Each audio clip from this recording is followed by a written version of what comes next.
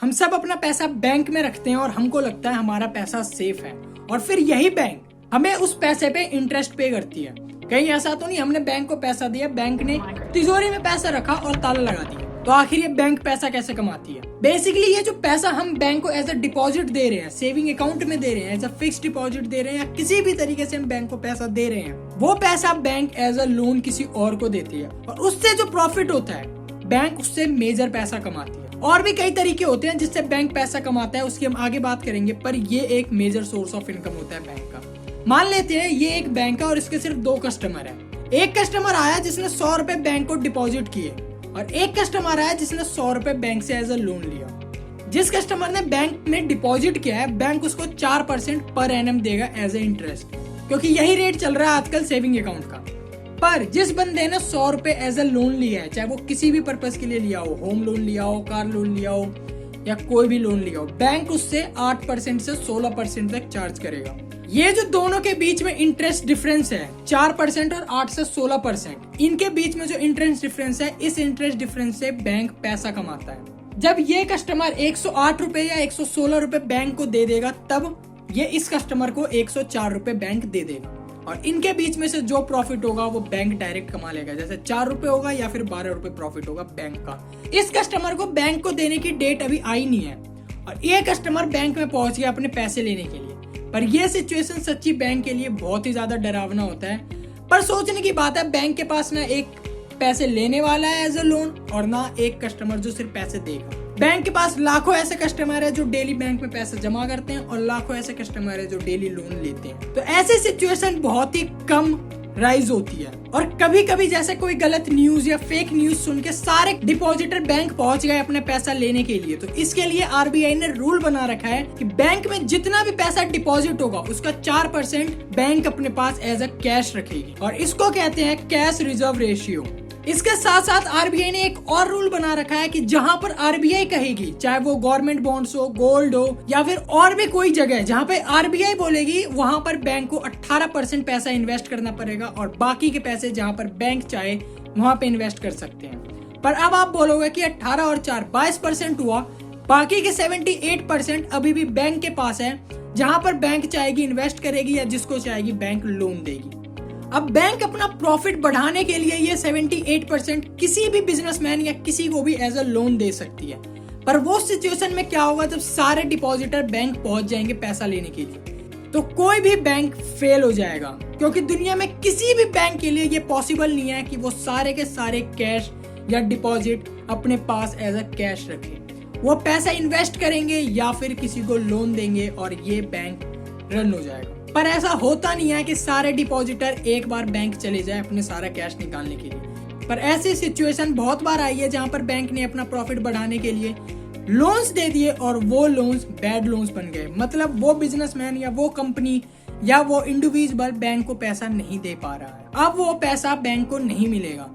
और ये सिचुएशन हमने कई बार देखा है, पीएमसी बैंक के साथ देखा है, यस बैंक के साथ देखा है। और इस सिचुएशन में गवर्नमेंट इन्वॉल्व होती है या फिर आरबीआई इन्वॉल्व होती है और वो एक लिमिट लगा देते हैं, मंथली 50,000, 1 लाख, 2 लाख रुपए से ज्यादा बैंक से नहीं निकाल सकते, जिससे वो बैंक को सरवाइव करने पे हेल्प करते हैं और जितने भी डिपॉजिटर हैं उनके पैसे को यूटिलाइज करके वो बैंक रिवाइव करने की कोशिश करते हैं। बैंक का मेन सोर्स ऑफ इनकम होता है इंटरेस्ट डिफरेंस, जो मैंने आपको पहले एग्जांपल में बताया था कि जब कस्टमर बी बैंक को 108 रुपए दे देगा तो बैंक कस्टमर ए को 104 रुपए देके 4 रुपए का प्रॉफिट जनरेट कर लेगा। पर उस कंट्रीज में क्या, जहां पर लोन 0.45% या 1% पे आपको मिल जाता है, मतलब आप वहां पे लोन लेने जाते हो तो वो आपको 1% से 1.5% या फिर 0.5% पे आपको लोन मिल जाता है। मैं बात कर रहा हूँ जर्मनी जैसी कंट्रीज का, जहाँ पे सेविंग अकाउंट पे आप ऑफ इंटरेस्ट 0.15% या 0.01% मिलता है, या फिर आपको सेविंग अकाउंट पे कोई इंटरेस्ट मिलता ही नहीं है। आखिर इस कंट्री का बैंक पैसा कैसे कमाता है, मतलब वेस्टर्न यूरोपियन कंट्रीज पैसा कैसे कमाती है? तो वो बेसिकली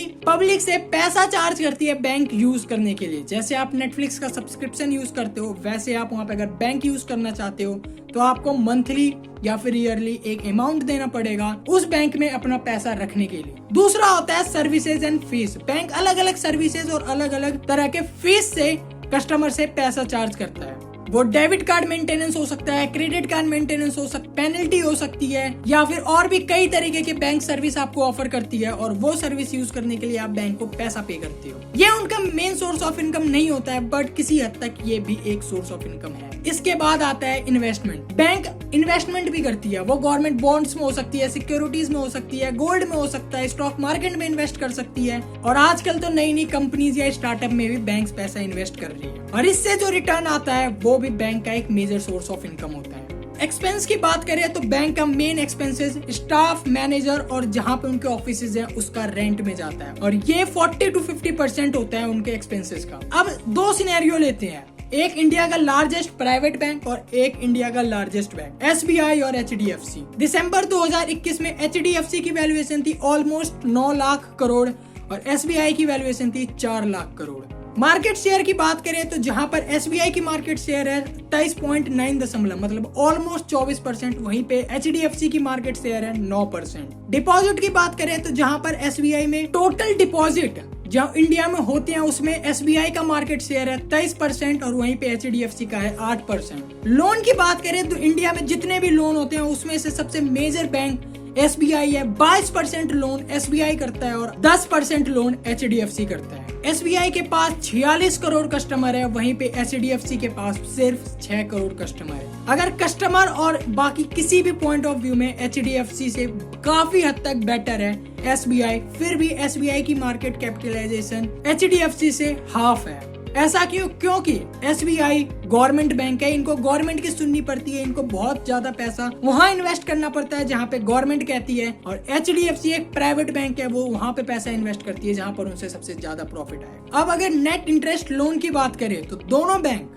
नेट इंटरेस्ट लोन पता करने का एक फॉर्मूला है, नेट इंटरेस्ट इनकम बस डिवाइडेड बाय टोटल लोन्स, और इसमें HDFC का है 4.2% और SBI का है 3.34%। बैड लोन की बात करें, वो पैसा जो अब बैंक को नहीं मिलेगा, उसमें HDFC का है 3.32% और SBI का है 4.77%। 4 पॉइंट भी बुरा नंबर नहीं है, अगर यही 6, 7, 8 होता तो हम ये कह सकते थे कि SBI एक डेब्ट ट्रैप में फंसता जा रहा है, उनके बहुत ज्यादा बैड लोन बन रहे हैं और वो बैंक रन भी हो सकते, पर 4% भी बुरा नहीं है। अगर प्रॉफिट की बात करें तो जहां पर SBI 32,000 करोड़ प्रॉफिट करती है, वहीं पे HDFC 42,000 करोड़ प्रॉफिट करती है, और आफ्टर टैक्स देने के बाद SBI का प्रॉफिट 22,000 करोड़ होता है और HDFC का 33,000 करोड़ होता है। और ये कंपैरिजन मैंने सिर्फ इसलिए किया है, ये मैं नहीं बताना चाहता कि HDFC बेटर है या फिर state bank of India better है, दोनों अपनी जगह पे बेटर है, दोनों के अलग अलग फायदे हैं। SBI जहाँ पे गवर्नमेंट कंट्रोल करती है, HDFC वहाँ पे प्राइवेट कंट्रोल करते हैं, दोनों के अपने प्रॉफिट हैं और दोनों के अपने लॉस हैं, और ये कुछ तरीके हैं जहां से बैंक पैसा कमाती है। और बैंक की इतनी अच्छी मार्केटिंग होती है कि बैंक से हमें ये सीखना चाहिए कि हमें लगता है बैंक में पैसा रखना हमारे लिए सबसे सेफ है। इनफैक्ट हमें ये लगता है कि हमने अगर फिक्स डिपॉजिट किया है वो एक सबसे बेस्ट इन्वेस्टमेंट है, और वही बैंक हमारा पैसा लेके जब हम बैंक से लोन लेने जाते हैं तो ये डॉक्यूमेंट्स दो, वो डॉक्यूमेंट्स दो, यहाँ जाओ वहाँ जाओ, और यही बैंक को जब हम पैसा दे रहे होते हैं तो हाथ जोड़ के पैसा ले। ये चीज हमें बैंक से बहुत अच्छे से सीखनी चाहिए।